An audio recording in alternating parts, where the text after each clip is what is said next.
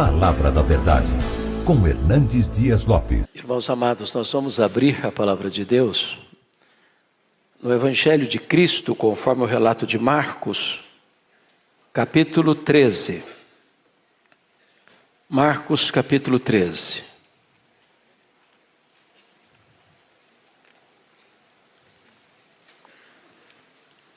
Nós vamos ler todo este capítulo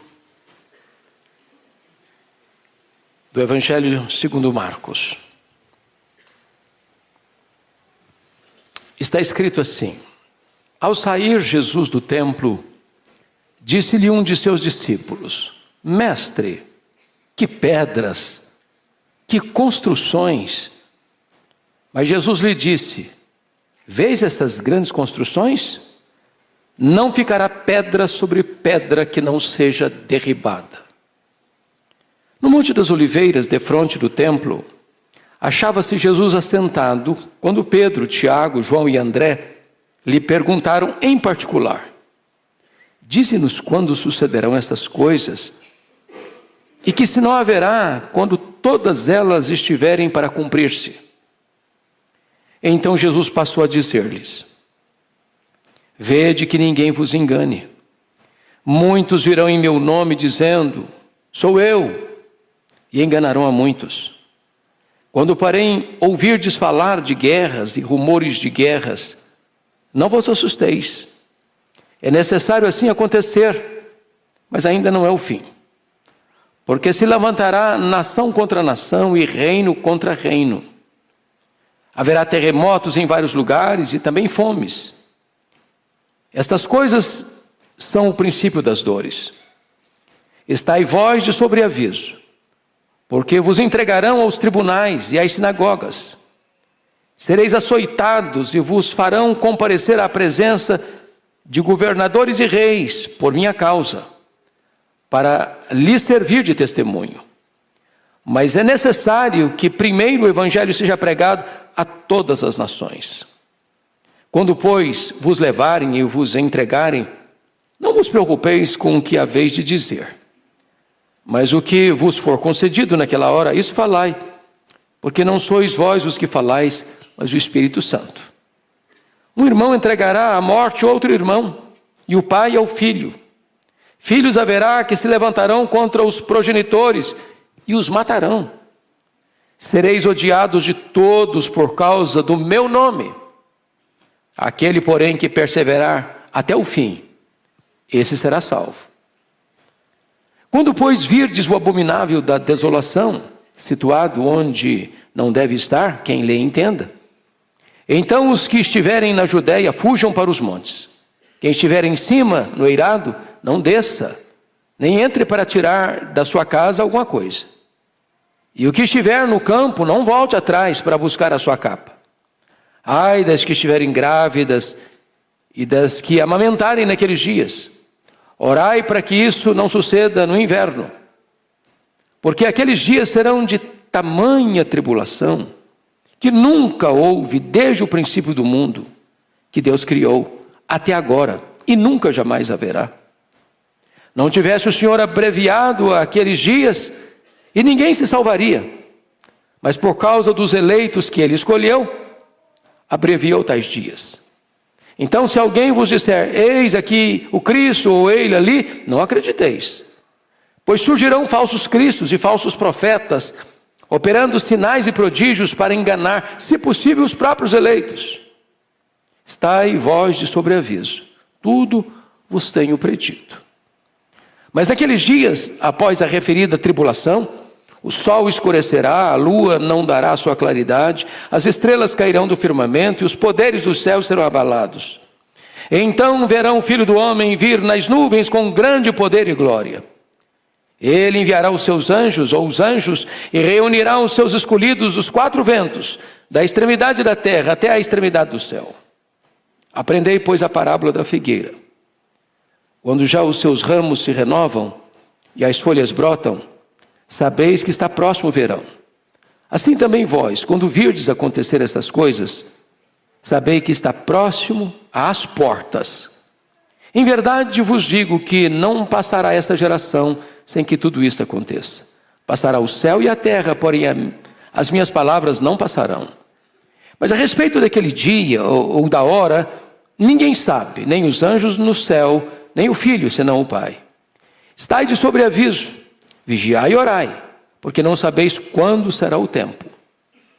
É como um homem que, ausentando-se do país, deixa sua casa, dá autoridade aos seus servos, a cada um a sua obrigação, e ao porteiro ordena que vigie. Vigiai, pois, porque não sabeis quando virá o dono da casa, se à tarde, se à meia-noite, se ao cantar do galo, se pela manhã, para que, vindo ele inesperadamente, não vos ache dormindo. O que, porém, vos digo, digo a todos: vigiai. Meus amados, eu quero conversar com vocês hoje sobre o tema a segunda vinda de Cristo. Os estudiosos desta matéria, fazendo um levantamento das Escrituras e nas Escrituras sobre o assunto, afirmam que há cerca de 2.400 referências à segunda vinda de Cristo na Bíblia. 8 vezes mais do que sobre a primeira vinda. A segunda vinda de Cristo é um tema hoje esquecido na agenda de muitas igrejas cristãs evangélicas no Brasil e no mundo. Esse é um tema distorcido por muitos, que até tentam desacreditar a segunda vinda. Outros tentam enganar as pessoas, marcando datas para a segunda vinda. Então, com o texto aberto, que nós lemos, nós gostaríamos de expor o que nós chamamos de o sermão profético de Jesus. E destaco aqui alguns pontos. O primeiro deles é o deslumbramento dos discípulos e a declaração de Jesus nos versos 1 e 2. Veja comigo. Ao sair Jesus do templo, disse um dos discípulos: Mestre, que pedras, que construções! Mas Jesus lhes disse: Vês estas grandes construções? Não ficará pedra sobre pedra que não seja derribada.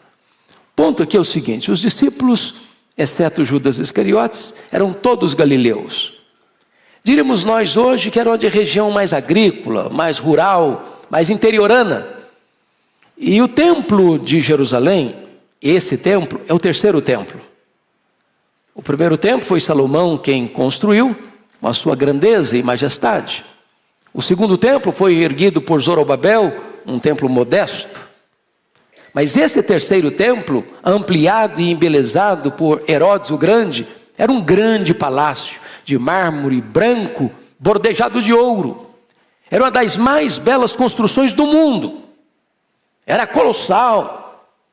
Uma coisa que admirava os grandes admiradores da arquitetura. E então os discípulos, gente lá interiorana, não cansando de olhar a beleza do templo, explodem em exclamação e dizem para Jesus: Mestre, que pedras, que construções! E Jesus se volta para eles e diz assim: Pois não ficará pedra sobre pedra. Quando você lê no Evangelho de Marcos, na primeira visita que Jesus faz, conforme capítulo 11, versículo 11, Jesus apenas entra no templo de Jerusalém, tendo observado tudo, como se já fosse tarde, saiu para Betânia. Só viu, olhou e foi embora. Outra feita, capítulo 11, 15 a 17, ele já vem e limpa o templo. Expulsa os vendilhões, vira as mesas dos cambistas, abre as gaiolas das pombas, os currais das ovelhas e limpa a casa de Deus. A terceira vez é essa aqui. Ele entra e não volta mais. E profetiza a destruição completa do templo. Mas aí, vejam vocês o segundo ponto, porque esse templo de fato foi destruído no ano 70 por Tito Flávio, filho de Vespasiano, 40 anos depois dessa profecia de Jesus. Vem o segundo ponto, a profecia acerca da destruição de Jerusalém e a profecia da segunda vinda. Confira comigo, por gentileza, capítulo 13, versos 3 e 4. No Monte das Oliveiras, defronte do templo, e se você pega a geografia, o Monte das Oliveiras está literalmente defronte do templo, porque aqui está o Monte das Oliveiras, aqui no meio está o Vale do Cedron, e aqui em cima um outro monte começa a se erguer, o Monte Moriá. E ali está o templo. Então é a vista mais ampla que você tem em Jerusalém, é essa vista. Então Jesus está defronte do templo, quando os discípulos Pedro, Tiago, João e André perguntaram para ele em particular: quando sucederão estas coisas e que sinal haverá quando todas elas estiverem para cumprir-se? E aí você vai perceber que Jesus vai fazer uma conexão entre a destruição de Jerusalém, do templo, e a segunda vinda. Ou seja, a destruição do templo e a destruição de Jerusalém vão ser um tipo, uma sombra do que será a segunda vinda de Cristo.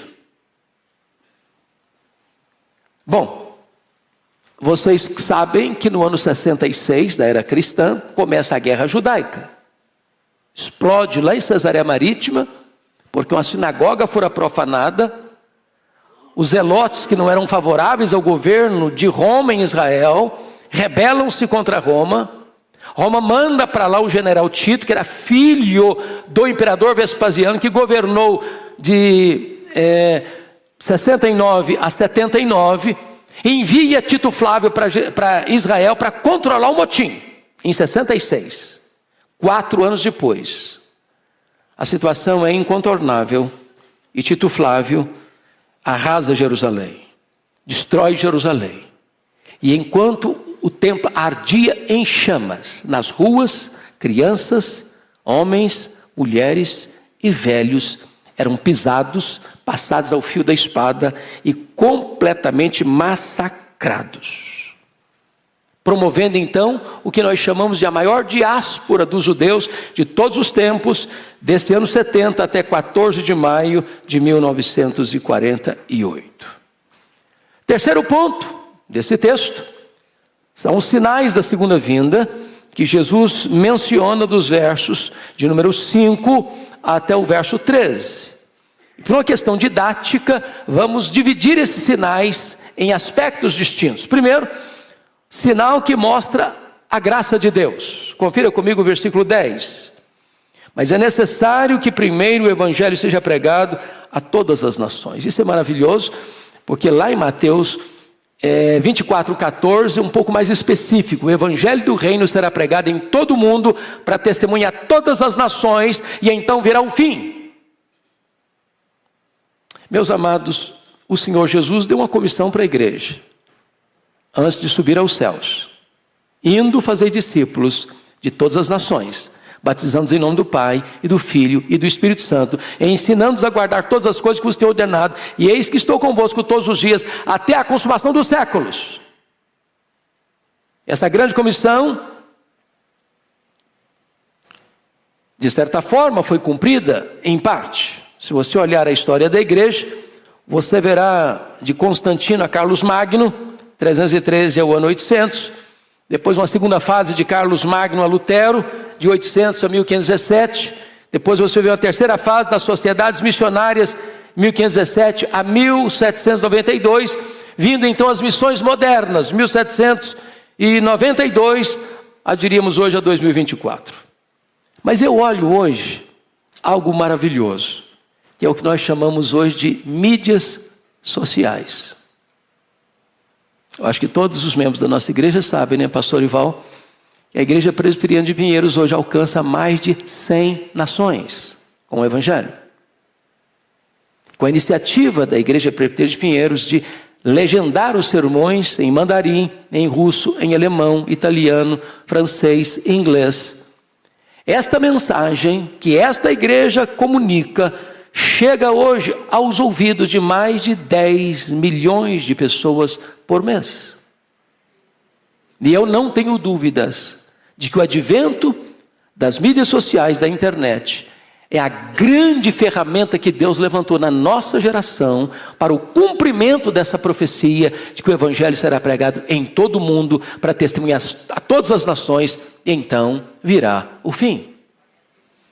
Mas há aqui sinais, meus irmãos, que indicam oposição a Deus e não sinais que retratam a graça de Deus. E o primeiro sinal que eu gostaria de chamar a atenção dos irmãos é a perseguição religiosa. Confira comigo o verso 9. Estais vós de sobreaviso, porque vos entregarão aos tribunais e às sinagogas, sereis açoitados e vos farão comparecer à presença de governadores e reis por minha causa, para lhes servir testemunho. Olha por favor, versículo 12. Um irmão entregará à morte outro irmão, e o pai ao filho. Filhos haverá que se levantarão contra os progenitores e os matarão. Versículo 13. Sereis odiados de todos por causa do meu nome. Aquele, porém, que perseverar até o fim será salvo. E você vai encontrar no verso 19 assim: porque aqueles dias serão de tamanha tribulação como nunca houve desde o princípio do mundo, pois que Deus criou até agora e nunca jamais haverá. E aí você vai perceber no verso 20: não tivesse o Senhor abreviado aqueles dias, ninguém se salvaria, mas por causa dos eleitos que Ele escolheu, abreviou tais dias. Como é que você vê a perseguição religiosa? Nós poderíamos recordar os judaizantes que perseguiram a igreja primitiva. Nós poderíamos olhar, por exemplo, o braço do sinédrio judaico que perseguiu os cristãos. Depois nós poderíamos pensar nos Césares de Roma, que queimaram os crentes, crucificaram os crentes, jogaram os crentes às feras. Depois nós poderíamos pensar na intolerância romana ao longo dos séculos, a Inquisição, tantos crentes mortos, queimados vivos.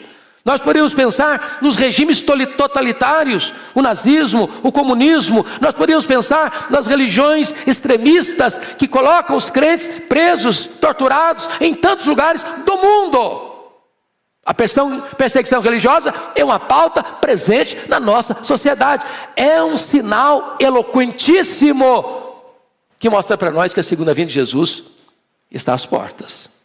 Mas em segundo lugar, a cristofobia. Olha comigo o verso 13 novamente. Preste bem atenção no verso 13. 13. Sereis odiados de todos por causa do meu nome. Do meu nome. O problema aqui não é que o cristão, ele transgride a lei, ou ele insurge contra a lei, ou ele transtorna a sociedade, ou ele é um mau cidadão, ele é um perverso cidadão, ele não respeita as leis, ele rouba, ele mata, ele traz transtorno para a sociedade. Não. Ele é odiado por uma única razão, por causa do nome de Cristo. Leia a sua Bíblia e você verá que o mundo, e o mundo é o sistema, nunca foi favorável a Cristo. Sempre odiou a Cristo. E Jesus diz: se o mundo me odeia, e eu sou o Senhor, e vocês são meus servos, o servo não é maior que o Senhor. Se perseguiu a mim, perseguirá a vós também.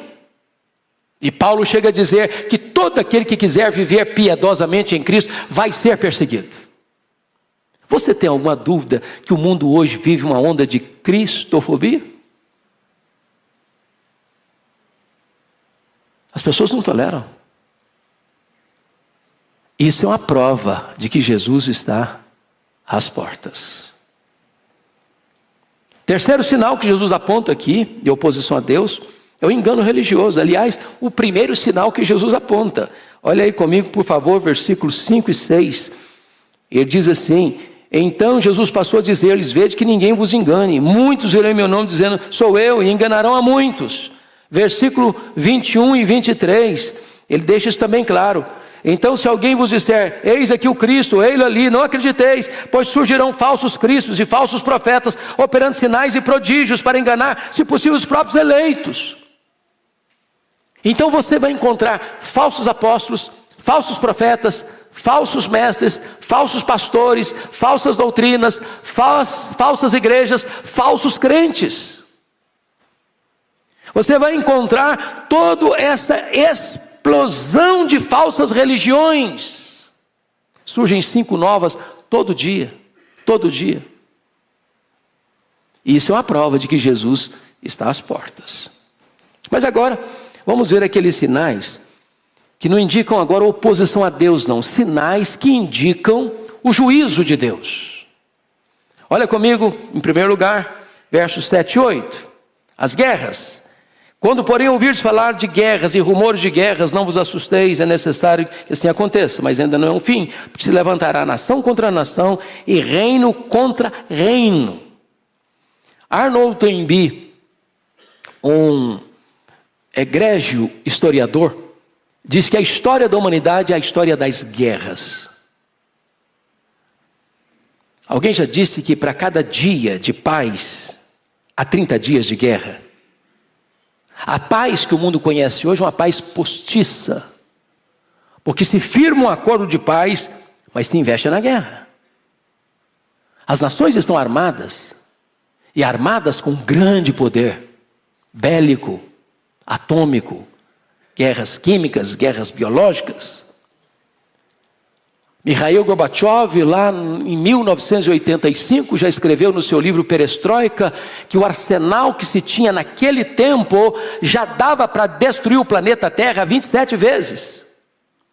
Os especialistas dizem que se houver de verdade uma terceira guerra mundial, para se lançar mão do que se tem hoje, daria para destruir o planeta várias vezes e transformá-lo em poeira cósmica. Não haveria vencedores e nem vencidos.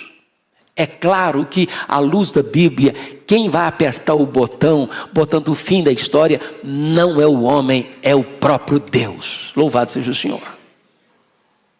Mas as guerras estão aí. No auge do humanismo, do otimismo humano, do século passado, nós tivemos 2 guerras mundiais, 1914, 1918, 30 milhões de pessoas mortas. Não aprendemos a lição. Segunda Guerra Mundial, 1939, 1945, 60 milhões de pessoas mortas. Não aprendemos a lição. Temos guerras étnicas, temos guerras tribais, temos guerras religiosas, temos guerras ideológicas, temos guerras econômicas, temos guerras e mais guerras e mais guerras, e elas não cessam. Ontem o mundo estava em polvorosa, quando cerca de 300 drones e mísseis foram lançados do Irã contra o território de Israel. Não houvera uma capacidade de rebater e anular estas armas mortíferas, e teria sido uma catástrofe terrível. E o mundo, na ponta dos pés, com medo da escalada da guerra, não só no Oriente, mas com o envolvimento de outras nações do Ocidente, caminhando aí para uma terceira guerra mundial. Jesus, de fato, está às portas. Mas comigo, observe um outro sinal que indica o juízo de Deus, que são os terremotos, versículo 8. Olha aí comigo, por gentileza. Está escrito assim: haverá terremotos em vários lugares e também fomes. É claro que os terremotos sempre aconteceram, mas só para dar uma estatística para vocês, de 1890 a 1930, apenas 8 terremotos medindo acima de escala 6, escala Richter. De 1930 a 1960, tivemos 16 terremotos nessa proporção. De 1960 a 1979, pulou para 64. De 1980 a 1996, registraram-se 200 terremotos nessa proporção. A escalada, o crescimento explosivo. E isso aponta para nós um fato: Jesus está próximo a voltar. A Bíblia fala de fomes, que é uma espécie de subproduto da guerra. Subproduto da guerra. E vocês bem sabem que o maior orçamento de todas as nações não é com saúde, não é com educação, é com armamento. Com armamento. Apenas um míssil que é lançado daria para comprar mais de 800 mil sacos de trigo para alimentar multidões.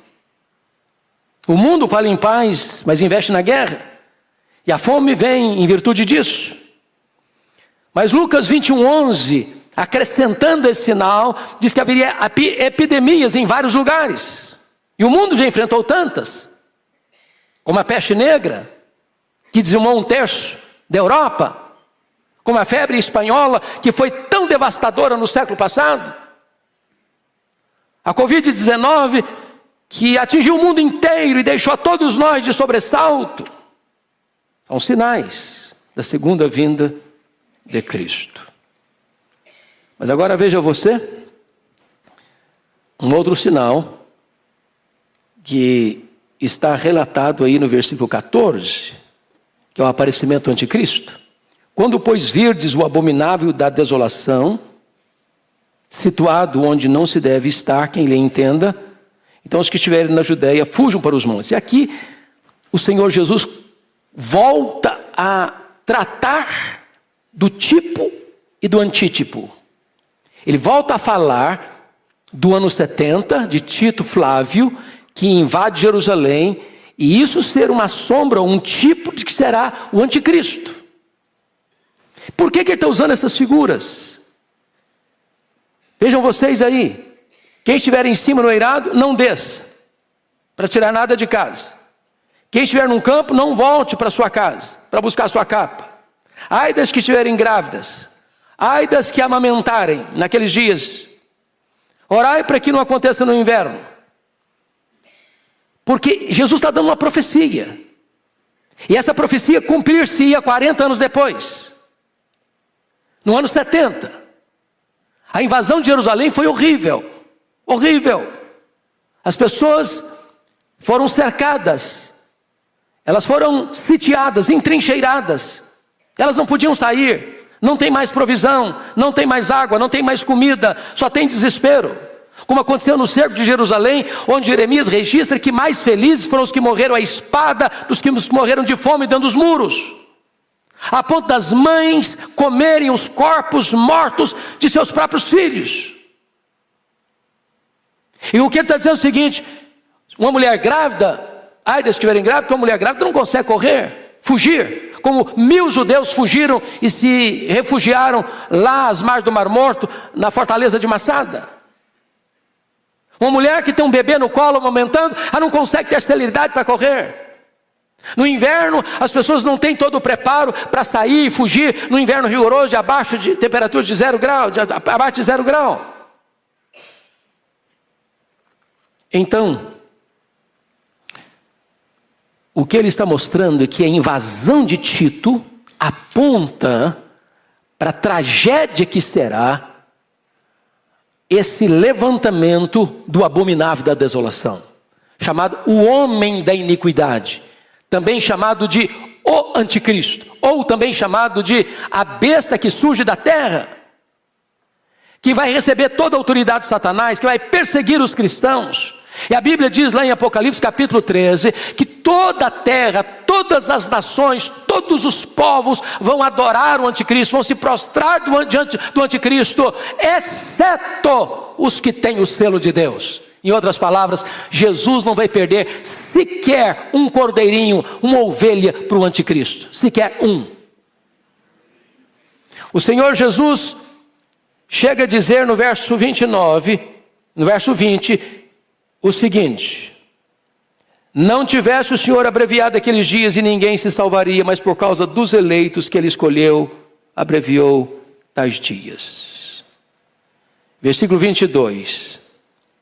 Pois surgirão falsos cristos e falsos profetas, operando sinais e prodígios para enganar, se possível, os próprios eleitos. Os eleitos não serão enganados.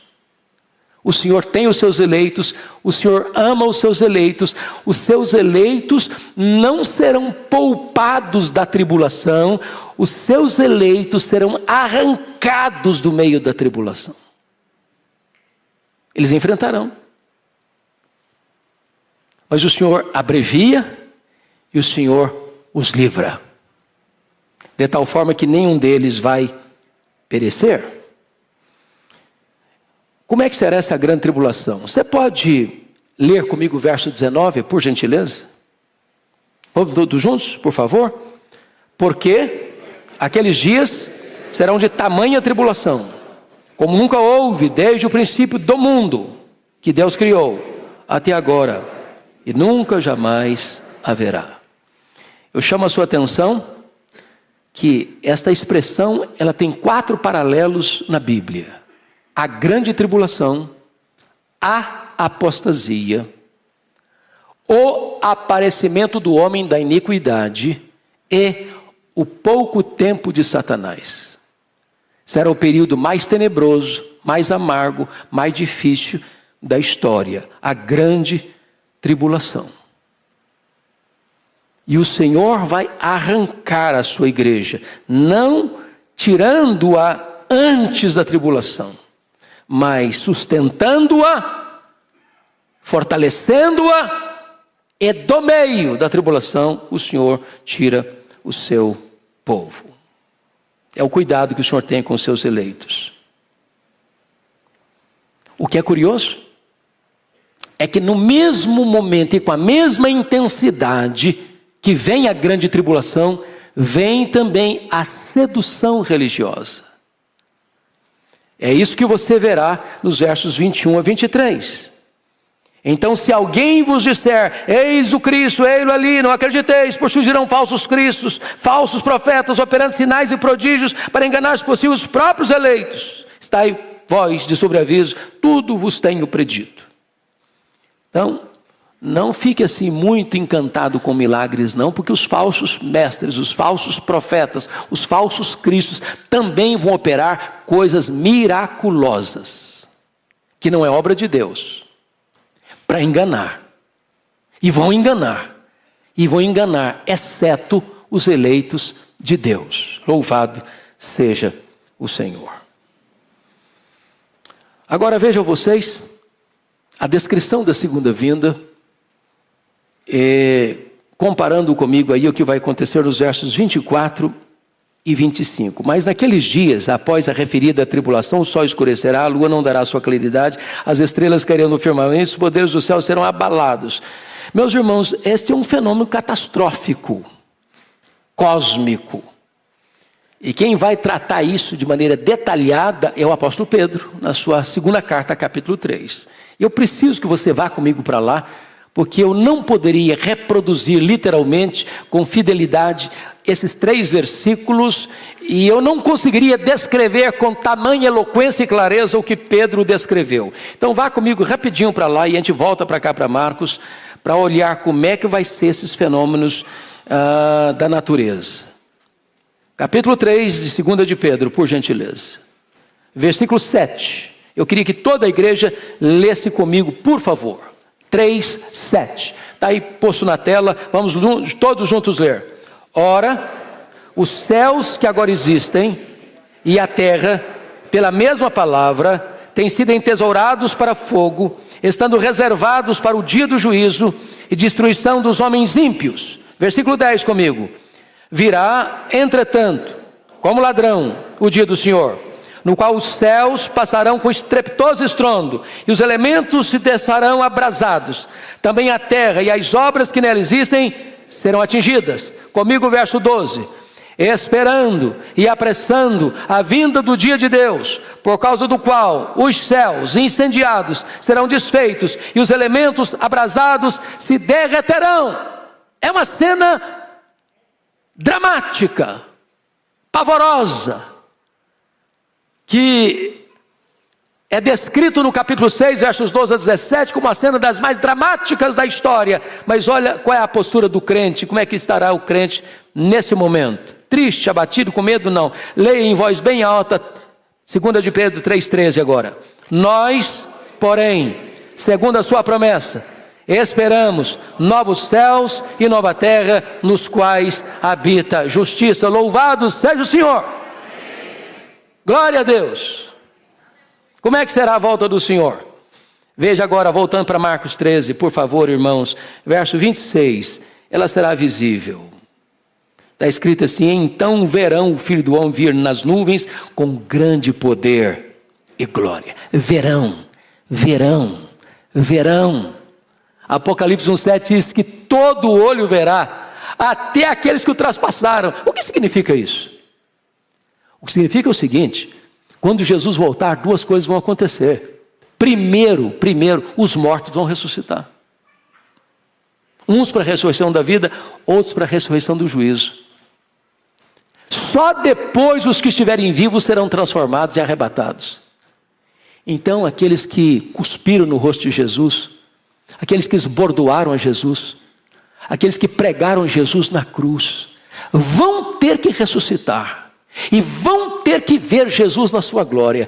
E vão ter que se ajoelhar. E vão ter que confessar que Jesus Cristo é Senhor para a glória de Deus Pai. Não uma confissão alegre, festiva, submissa, para irem para o reino da glória. Não, vão ter que fazê-lo imediatamente irem para o fogo eterno preparado para o diabo e seus anjos.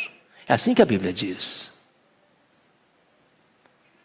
Mas mais do que isso, a segunda vinda do Senhor será gloriosa. Versículo 26, na parte B, diz que ele vem com grande poder e glória. Significa o seguinte: quando ele vier, ele não vem mais como veio na primeira vinda, montado num jumentinho humilde, não tendo onde reclinar a cabeça. Ele vem como rei vencedor.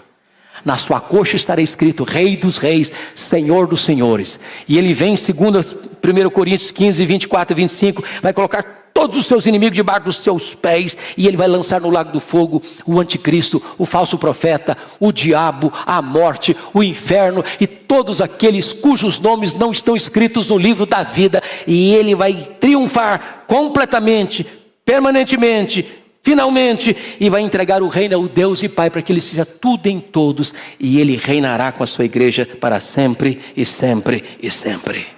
Louvado seja o Senhor. Mas eu quero encerrar chamando a sua atenção para a necessidade de estar preparado para a segunda vinda.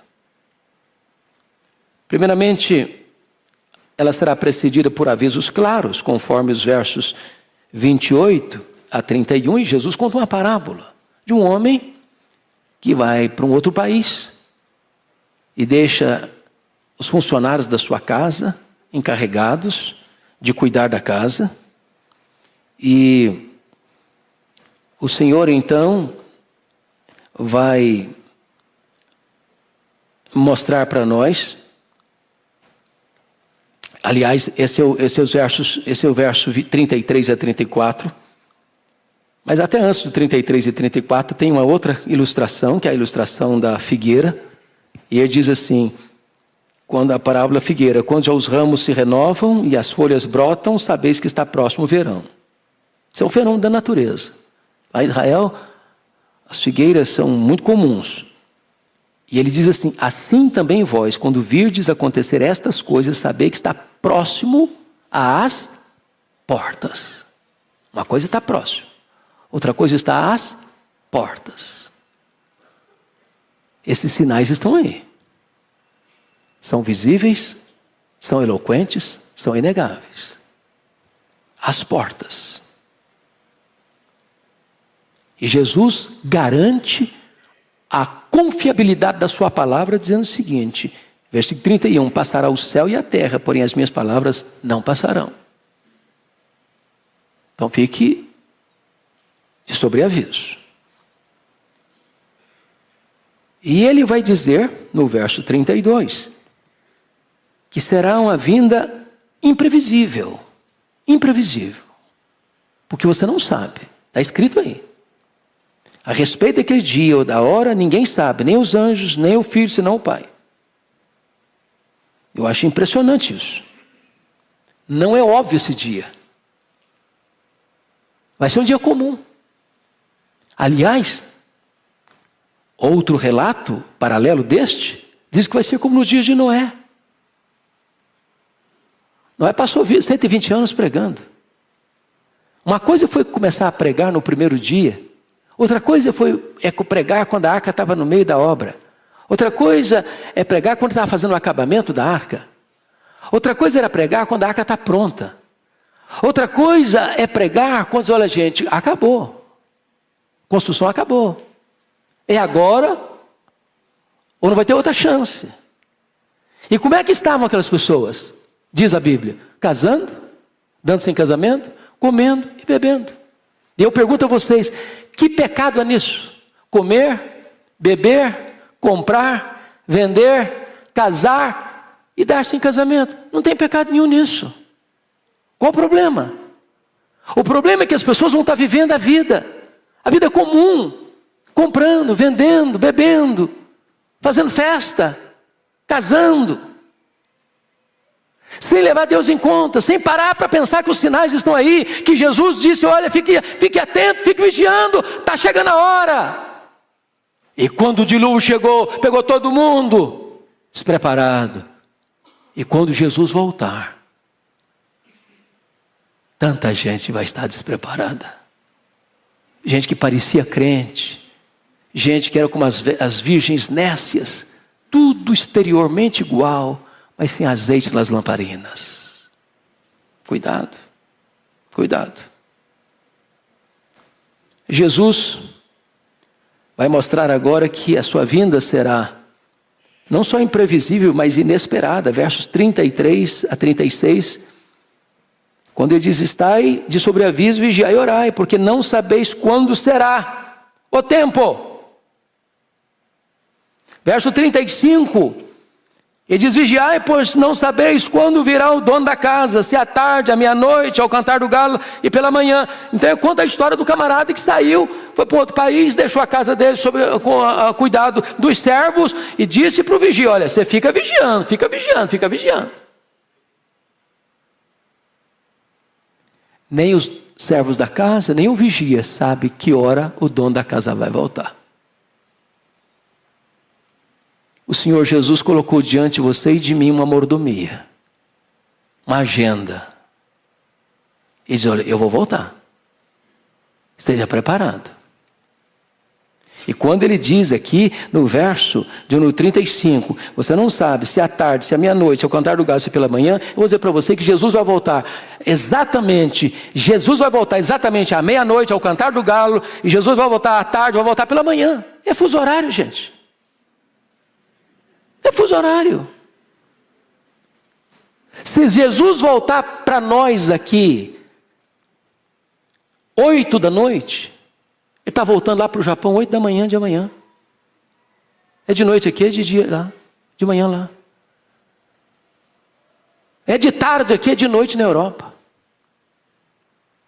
Então ele volta de manhã, ele volta de meio-dia, ele volta à tarde, ele volta à noite, ele volta à meia-noite, ele volta de madrugada. Não importa onde você esteja, ele vai voltar.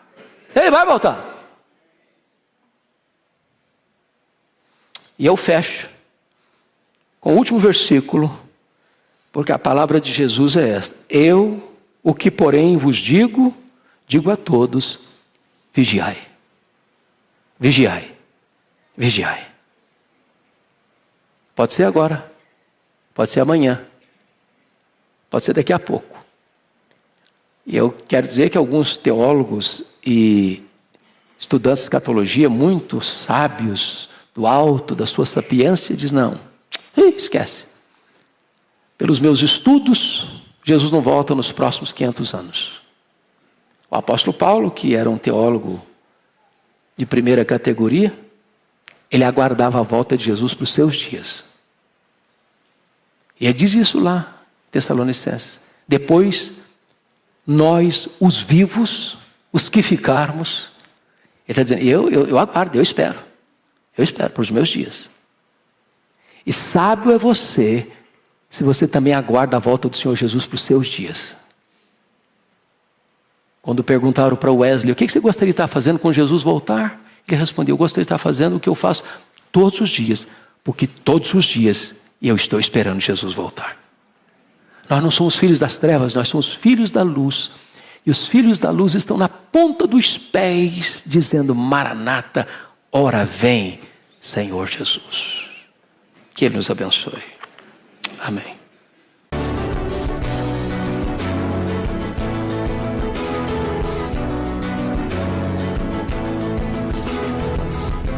Palavra da Verdade, com Hernandes Dias Lopes.